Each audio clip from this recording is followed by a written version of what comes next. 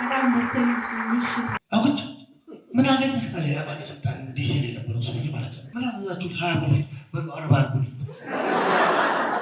ማንንም ልትጎጂ አይደለም፣ ማንንም ልታስቀይሚ አይደለም፣ ግን ጨዋታ ውያ ጊዜ አሪፍ ነበር። ይሄ ጊዜ አባትየው በኩርኩ ብሎ እውነትም ደደም እዛም ክፍል ያጣይ እንዲህ በየጎዳናው ላይ ነው እንጂ እሱ እኮ የንጉሶች ንጉስ ለማለት አደሰ እንደነው አለ። አይ ኢንፎርሜሽን ፈልጌ ነበር። ኢንፎርሜሽን ዛሬ አይገቡም።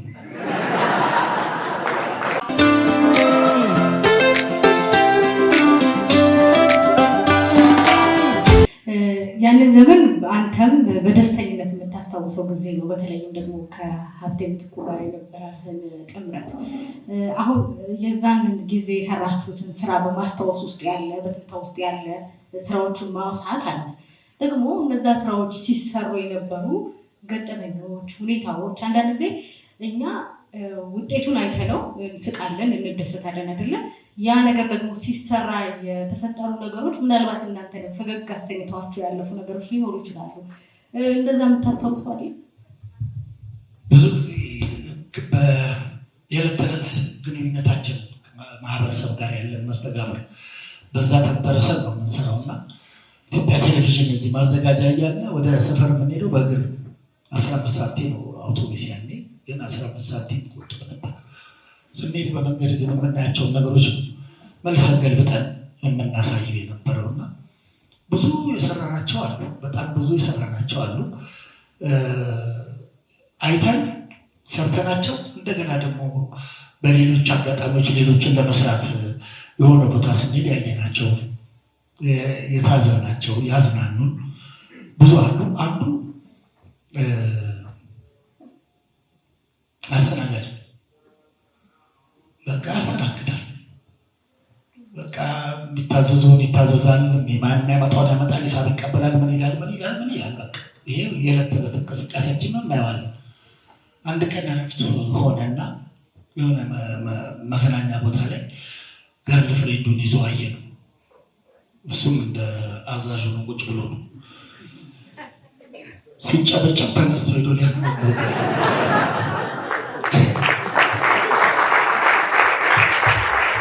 አንዳንድ ጊዜ እንደዚህ አይነት ነገሮችን እያየን እዛው ተመደላቸዋለን። እንደው ካለ ሌላ ምድገመን ይቻላል። ለምሳሌ ብዙ ጊዜ ስቴጂ መስሪያ ቤት ከዋናው ስራ አስኪያጅ ከዋናው አድራጊ ፈጣሪ በላይ ባለስልጣኑ ጥበቃው ነው ካለ ምንም ስራ አስኪያጁ አጎትሽ ቢሆን የእህትሽ ባል ቀስ ነው ካለ ነው። አንድ ቀን የሆነ መስሪያ ቤት ልንገባ ምንድን ነው አለ። አይ የጀነራል ማኔጀሩ ፈልገን፣ ይሄ ሲቪል መስሪያ ቤት ነው፣ ጀነራል የለ ምን ያለ አለ። ከዛ ሊያስገባን አልቻለም። ስለዚህ የሚቀጥለው ሳምንት ጥበቃ ላይ መስራ ብለን ሰራ። እሷ አላወቀን፣ እዛው ኢትዮጵያ ቴሌቪዥን ዘበኛ ነው። በሳምንቱ ሰራንና ጓደኞቹ እነዚህ ልጆች ሁሉ ባለፈው እንትን ያልካቸው ተብሎ ሳይኖዝ የሰራነው ምንድን ነው? እናጣው ሀብቴ ጥበቃ ነው። ምንድን ነው አለ። አይ ኢንፎርሜሽን ፈልጌ ነበር። ኢንፎርሜሽን ዛሬ አይገቡም።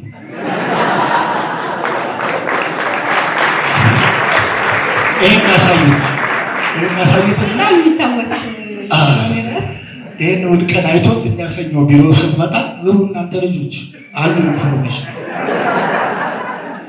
በዚህ አይነት ነገሮች ከዛ በመተራስ ነው። ከዛ የዕለት ተዕለት እንቅስቃሴ ውስጥ ነው ጨዋታ የሚወጣውና በእንደዛ አብዛኛዎቹ ብዙ ነገሮች የሰራ ጨዋታ እዚህ ውስጥ አለ። መንገድ ላይ የትም ቦታ አለ ጨዋታ ነገር የብለሽ ከያዝሽው ማለት ነው። በዛ መነሻነት ነው ለህዝብ ስናቀርብ የነበረውና ያንን ፊድባክ እያየን እኛ እሁድ አቅርበን ሰኞ ወግ ነው የምናደርገው። ሰው ጋር ምን ያህል ደርሷል እነዛ ነገሮች ለማየት ውጤቱን ለማየት ማለት ነው። እንደዚህ ጊዜ ነበር። አይንን ከፍቶ ሁሉ ነገር ወደ ጥበብ የመቀየር አቅም ነበረው ማለት ነው። እንግዲህ ወደ ኪነ ጥበብና ወደ ኮሜዲው ወደ ትወናው የመጣህበትን መንገድ በጨረፍታም ቢሆን ቅድም ልናወሳው ሞክረናል። ግን ወደዚህ ሙያ በደንብ በቃ ይሄ ነው ቆይበት ብለህ እንድትወስን ያደረገህ አጋጣሚ ወይም በቃ ብለህ ኮሜዲያን ነኝ ከዚህ በኋላ ተዋናይ ነኝ ጥበብ ውስጥ ነው ያለሁት ብለህ እንድትወስን ያጋጠምህን ቅጽበት ሁኔታ ታስታውሳለህ? መነሻዬ ሰፈር ነው። ከቤት ይጀምራል። ከዛ ግቢ ውስጥ ነው። ከግቢ ማህበረሰቡ ጋር ትሄጃለሽ፣ ጓደኛ ምናምን አለ። ትልቁና ዋናው ግን ትምህርት ቤት ነው። እስፔሻሊ የቋንቋ አስተማሪዎች። ከዛ ይሄው እናንተ ያላችሁበት ትምህርት ቤት ናቸው ብዙዎቹ ወደሚፈልጉት ወይ ደግሞ መክሊቴ ብለው ወደሚያስቡት ነገር የሚወስዳቸው። ከሰፈር ይዘውት የሚመጡት አለ፣ ከመንደር ይዘውት የሚመጡት አለ፣ ከቤተሰብ ይዘውት የሚመጡት አለ። ግን ሁሉም ደርዝ የሚኖረው ሼፕ ተደርጎ የሚወጣው በትምህርት ቤት ነው። ስፔሻሊ በቋንቋ መምህራኖቻችን ወደ ሙያው የገባነው ሰዎች የተሳብነው በዛ እድል እየሰጡን ካላቸው ደቂቃ ላይ እየሰጡን እስቲ ሰው ፊት የመናገር ሰው ፊት ዝግጅቶችን የማቅረብ ልምድ እንድናዳብር ያደረጉን እነዛ ነው። በዚህ አጋጣሚ መምህራኖችን አመሰግናለሁ።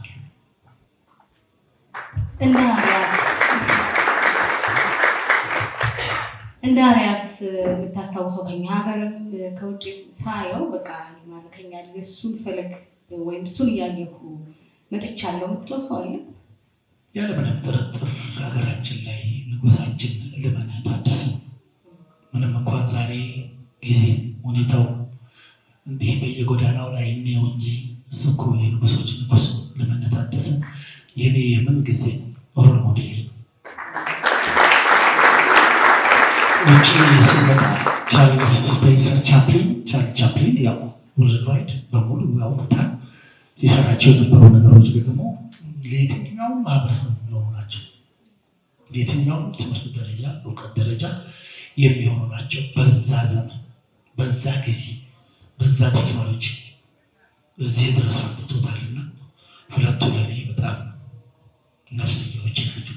እንዲሁ በአንድ ቃል መጠይቅ ለአንተ አንቺ ሆ በተለየ ፍቅር እንዳለ ስትናገር ሰምቼ ነበር።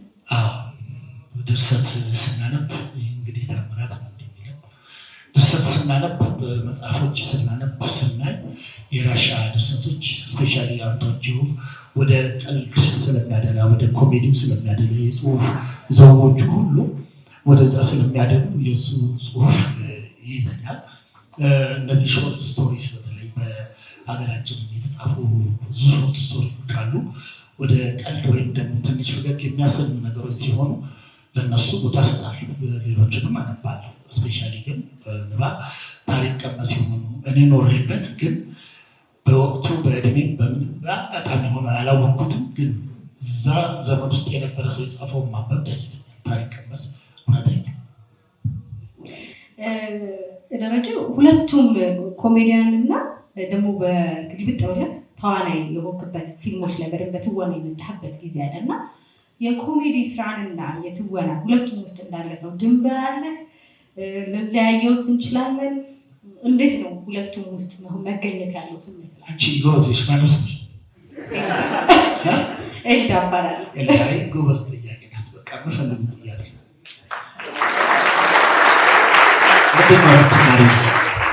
እኔ ተመርቄ ወጥቼ አሁን ብዙ ጊዜ ሆኖኛል። ቲያትርና ፊልም ማስተር ስለሚያጠናሁት ሌላ ተጠያቂ ጆርናሊዝም ማለት ተሻል ስራዬ አሁን ጆርናሊዝም ሆነ።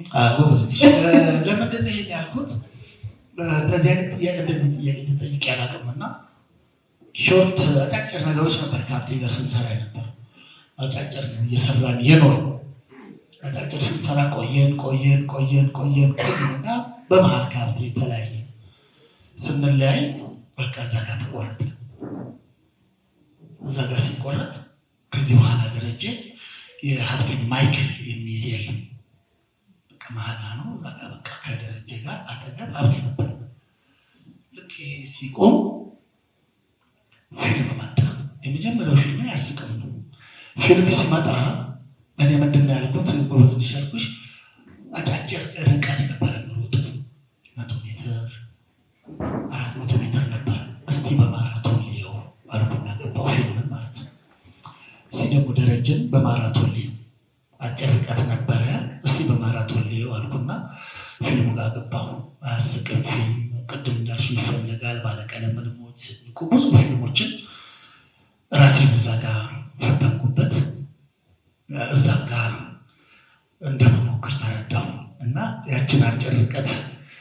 ነው ወደዚህ ወደ ማራቶን ያመጣሁት። ይሄ እንደ ሙያ ግን ልዩነት አለው ወይስ ተመሳሳይ ምት ላይ የመቆቀር ከመርዘሙ ውጪ ሌላ ልዩነት የለውም ማለት እንችላለን? እቺ አጫጭራችን የኛ ጉዳዩ ከባድ ናት እንጂ ለመቅረጽ ቀላል ናት። ለመቅረጽ የስራ ትንሽ የለውም በመሰረቱ፣ ግን ለመቅረጽ ለእኛ ቀለል ይለናል። አጫጭረው ፊልም ትዕግስት ይጠይቃል። ፊልም ከበርካታ ሰው ጋር ነው የምትሰሪው። የበርካታ ሰው ባህሪ ማወቅ ይጠይቃል። ፊልም የበርካታ ሰው ስሜትን ማወቅ ይጠይቃል። ፊልም እንደዚህ እንዳጫጭሯ ቶሎ ከትሻ ምናምን ተብሎ አይደለም። ምናምን ተብሎ አይደለም። በደንብ ተረጦ ነው የሚሰራው። ፊልም በጣም ብዙ ልፋት ይጠይቃል። የተማርኩት እኔ ከዚህ ከአጫጭሮቹ እዚህ ጋር ልትሰሪ ስትመጪ በጣም በጣም በጣም ጥልቅና ማሰብ የሚጠይቅ በቲምወርክ የሚሰራ ስራ መሆኑንና ማንም አውትሻይን አያደርግም። ሁሉም የየራሱ ስራ አለው። ይህም የተማርኩበት። እንግዲህ ጥበብን ስናስብ ዘመን ተሻጋሪነት አንዱ ነገር ነው አይደለም?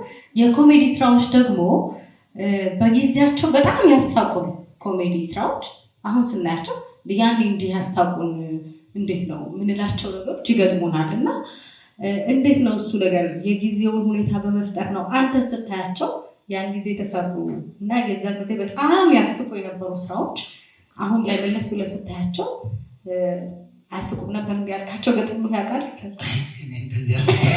ምክንያቱም ትልቁ መገለጫው ቲክቶክ ላይ የምታየው ነገር በሙሉ እየተቆረጠ የሚወጣ የኛ ነው። እኔ ስረዳ ለካ ዘመንን ተሻግረናል፣ ለካ ወደፊት ሄደን ነበረ የሚል ነው። ምን ልንሰራ ሰራ ነው ብዬ ያስብኩት ምንም ነገር የለም። በወቅቱ በጊዜውም በሰዓቱም ስንሰራው እዚህ ዘመን ላይ ይደርሳል ነገር አለ። በወቅቱ ግን አስቋል። በወቅቱ ያሳቀበት መንገድ ወይም ያለንበት ነባራዊ ሁኔታ አንጻር ሊሆን ይችላል። አሁን ላይ ደግሞ በሌላ ነባራዊ ሁኔታ ልስቅበት ይችላለሽ። ሆኖም ግን እኛ ከሰራነው ውስጥ አሁንም ስናይ ስክሮል ባደረገው ቁጥር ከሁለት ወይም ከሶስቱ አንዱ የኛ ይሆናል እና ለእኔ ይሄ መገለጫው ምንድን ነው? ያንም ስንሰራ የነበረው እዚህ ጋር እንደሚደርስ ምናልባት ወደፊት ሊሄድ እንደሚችል የተረዳሁበት ነው እና ሳናስበው ሳንዘጋጅበት ችግርን ባውጣው ብለን የሰራነው ነገር የለም። በመጀመሪያ ደረጃ እኔና ሀብቴ መዝናናት አለብን፣ ሰው ጋር ለመስጠት። እኔ ካልሳቅ ሀብቴ ካልሳቅ ሰው ጋር ምን ብለን ነው የምንሰጠው? ስለዚህ እኛ መጀመሪያ ሁለታችን ስንጽፈው ስናዘጋጀው እኛ ፍርፍር ብለን ከዛ በኋላ እኛ ጋር ከገባን በኋላ ሰራ። በዚህ ምክንያት ሰው ጋር ደርሷል። እነዚህ የደረሱት በሙሉ አሁን ላይ ሳያቸው እንዴት ደስ ይለኛል። በዚህ ሂደት በጣም የማትረሳው አንድ የኮሜዲ ስራ የምታስታውሰን ካለ እናንተም በጣም መጀመሪያ እንዳልከው ፍርፍር ብላችሁበት እኛም ጋር ሲደርስ ያሳቅ ሰርተንም ብቻ ሳይሆን እየሰራንም የገጠመን ነገር ነው። እኔ እንደ ባለስልጣን ሆኜ ሆስፒታል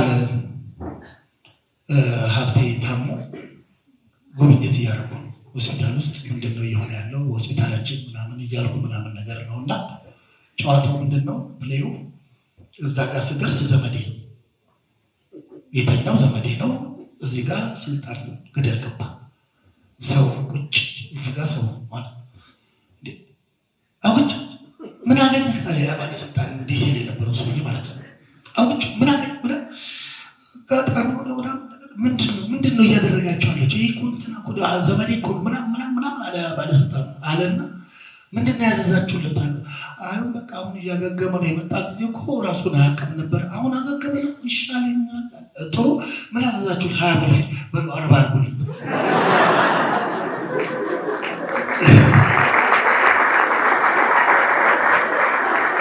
እና ይህን እየሰራን አጋጣሚ ሆኖ የፈቀደልን ሲታርን የፈቀደልን ሰውዬ ሲመጣ አትይቷል። አሁን ሰላም አልነበረም እንዴ ብሎ እሱ ደግሞ ፕሌይ ጨዋታ ምናምን መሆኑን አያውቅም። ሀብቴ ያመመው ነው የመሰለው። ሌላ ከፕሌይ ሌላ ደግሞ እሱ ኧረ ቀልድ ነው ይሄ ምናምን እንደዚህ አይነት ቀልድ አለ አሁን እዚህ አብሮኝ አልነበረም እንዴ በሉ ወደ እንትን ክፍል ሰሩት ምናምን ኧረ ቀልድ ነው ይሄ እንደዚህ ልሰራ እነዚህ ያጋጥማሉ አንዳንዴ። በጋዱ ዓለም የምታዩ ነገር ስተት ስትመጪ የመር ያደርገዋል። አንዳንዱ የመር ያደርገዋል። እሱ ነገር ቀልዱን የምር ማድረግ አንድ ነገር ነው። አንዳንድ ጊዜ ደግሞ እናንተን በኮሜዲያንነቱ ብቻ እንደ አንድ ካራክተር ብቻ ስሎ በህይወት ዕለት ዕለት ስትኖሩ እዛው ላይ መቸንከርና ቁም ነገር እንደሌለ ማሰብ እስከጥሞ ነገር ይሄ በደንብች መድኃኒት ውጪ አሞኝ የሆነ ነገር በልቼ መንገድ ላይ ቁጭ ብዬ ስገላበጥ የሆነ ካሜራ ፈልጉ ይላል። የሆነማ ካሜራ እኔ መናገር አልችልም። ወደ ሐኪም ቤት እንዲወስዱ ላበላበናል እና አንዳንድ ጊዜ ለመረዳት ትንሽ አስቸጋሪ ያኔ እንግዲህ ያኔ በቃ ሁሉም ነገር ቀልድ ስለሚመስለው ሰው ምንም ነገር ቢያጋጥምሽ የሆነ ነገር ካሜራ ፈልጉ የሆነ ቦታማ አለ ነው የሚሉት። በማህበራዊ ህይወትም ላይ ሀዘንም ቢመጣ ሌሎች የእውነት ቁም ነገር ሆኖ የምትሳተፍበት ነገር ቢኖር እሱም ከባድ የሚያደርገው ዮሴፍ ቀብር ሄደን የምናውቃቸው ልጆች ናቸው። አባታቸው ሞቶ ቀብር ደርሰናል። እኔም ሀብቴም ደርሰናል። ዮሴፍ እና እንደዚህ አጣምረን ቆመናልና ይሄ ቤተክርስቲያኑ የሚዞሩበት አላር አስከሬን የሚዞርበት ጊዜ ተከተለው ነው የሚሄዱት። 3 ትማማቾች ናቸው እና ሬሳውን እየተከተሉ ነው እና እንደዚህ የዞረ ከኋላ ነው በቃ አባዬ እያሉ አዩ። ወይኔ ደረጀና ብትሌ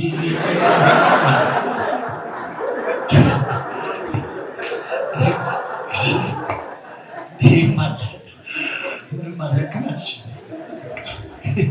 በጣም ግሩም ነው። እንግዲህ ግን ወዳጆቹ እንደሚሉት ደረጀ ኃይሌ በጣም በቁም ነገርና ብዙ ወዳጆቹ ስለሱ ሲጽፉም ሲናገሩም እኔ በግሌ ያስተዋልኩት የእሱን ቁም ነገረኝነት ነው እና በኮሜዲው ዘርፍና በሳቁ ከምናውቀው ጽንፍ ነው ደግሞ የሚያወሩት ወዳጆቹ የሚመሰክሩት። እኔ ብዙ ጥያቄ ያለን እንግዲህ እዚህ ላይ እንቋጨው ለዛሬ እንዳይመሽብን። ሳቂቷ ምሽት ጥሩ እንደነበረች ተስፋ አደርጋለሁ። እሺ በዚሁ ከምንቋጨው እንዲሁ ዝም ብለን ከምንሄድ ማለት ነው። ጨዋታዎች አሉ። ጨዋታዎች ስንል ያው ስንሰራቸው በነበሩ አጋጣሚዎች የተፈጠሩ ብዙ ነገሮች አሉ። ግን ደግሞ እንዲሁ መተን ፀሐይ መጥቶ አንድ ዘፈን ፍንጭቷን ብሎ እንዳለ ከላይ መጥቶ ውስጥ በእውቀቱ ሲመጣ አንድ ወግ ወይ ግጥም ነው እንደሚባለው ደረጀም ዝም ብሎ አይሄድም እና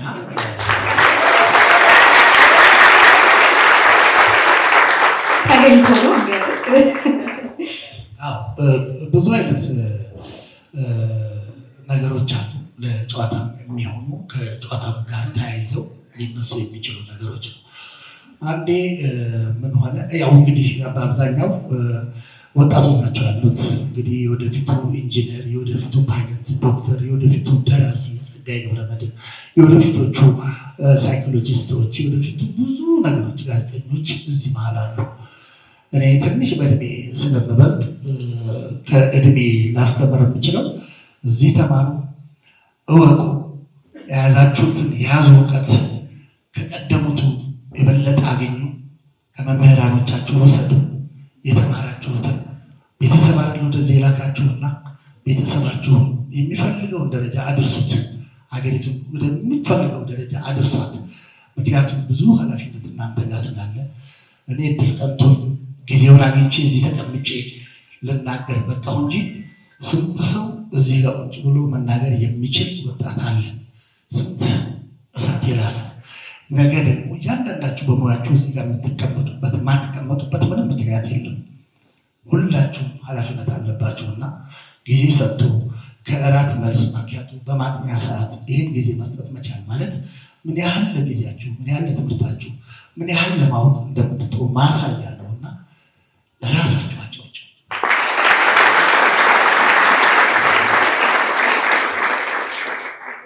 እንግዲህ ጨዋታን ጨዋታ ያነሳዋል። አንድ ልጅ ነው አባቱ ጋር ሄዶ አስተማሪ ይሰደበኛል። አስተማሪ ይሰደባል። ምን ብሎ ነው የሚሰደበው? ደደብ አንተ በከፈልኩ ባስተማርኩ አንተ አዎ ደደብ ይለኛል። በገባው መጣ ደደብ ይለኛል። እስቲ ናንቺ አለው ተባብለው ጠዋት ሄደ። የትኛው ነው የሚሰድበው? ይሄ ነው ትይያለህ። ይሄ ነው ልጄን አንተ ነህ ደደብ እያልክ የምትሰድበው? አዎ እንዴ ጭራሽ አዎ በከፈርኩ ልጄን ትባል ጭራሽ አዎ ደደብ አዎ ደደብ ከምን ተነሳ ደደብ አለ። አንዴ ላሳዩት ማምሽ ሂዲስ እዛ ክፍል እኔ እንዳለው አይተናል። ልጁ ተነስቶ ሄደ። 3 ክፍል አይቶት መጣ። ተመልሶ መጣና ይሉ አባትየው በኩርኩ ብሎ እውነትም ደደብ እዛም ክፍል የላካይ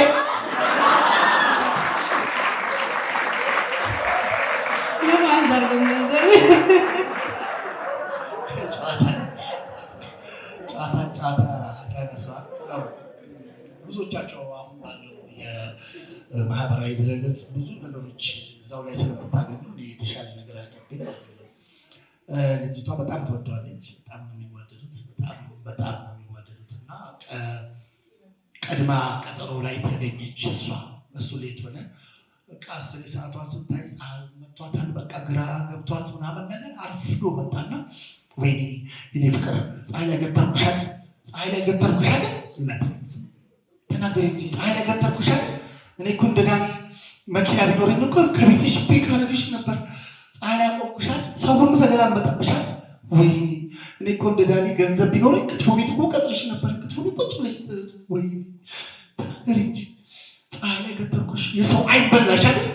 እኔ እኮ እንደ ዳኒ ቤት ቢኖረኝ ኖሮ ቤት ሳሎን ቁጭ ብለሽ ነበር የምጠብቂኝ። ተናገሪ እንጂ ተናገሪ። ልናገር? አዎ ተናገሪ። ዳኒን አስተዋውቀኝ እንዳይበሽባቸው። ደሬ የፕሮፌሽናሊዝም መገለጫ ነው። በአንድ ምክንያት ብዙዎቹን እንተዋቸው።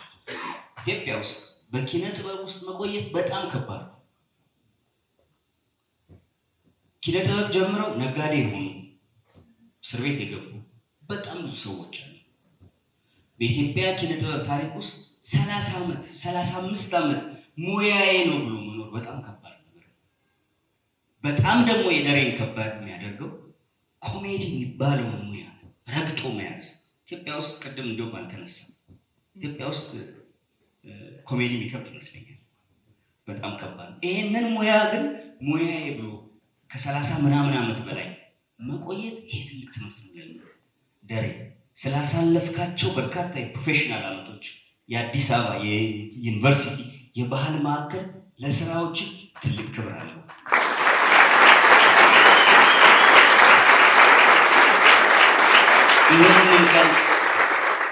ይሄንን ቀን ታሪክ ይመዘግበዋል። 42ኛው የአዲስ አበባ ዩኒቨርሲቲ የባህል ማዕከል ምሽት ቀን ታዋቂው ዝነኛው የምንወደው ተወዳጁ ኮሜዲያን ደረጀ ኃይሌ እኛ ጋር ነበር ብለን ታሪክ እንጽፋለን። ስለመጣ በድጋሚ አመሰግናለሁ። ብዙ ነገር ብናደርግ ደስ ይለናል፣ ግን ዩኒቨርሲቲ ሪኮግናይዝ ማድረግ ነው። ደሬ የ42ኛው ሳምንት የአዲስ አበባ ዩኒቨርሲቲ የባህል ማዕከል እንግዳችን ስለሆንክ ጥሪያችንን ስለተቀበልክ እጅግ አድርገን እያመሰገን ባህል ማዕከሉ ይህንን ሰርቲፊኬት ኦፍ ሪኮግኒሽን ይሰጣል። አመሰግናለሁ።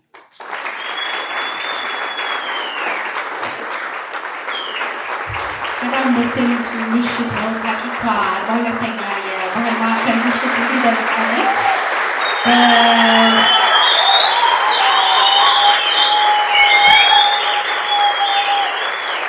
በደሬ ጨዋታ ቀይዶች፣ የእሱ ህይወት ተሞክሮች፣ ሀሳቦች በደንብ ጥሩ ምሽት እንዳሳለፋችሁ እርግጠኛ ነኝ። ወደ ቦታው ሸኙልኝ በክብር። አመሰግናለሁ።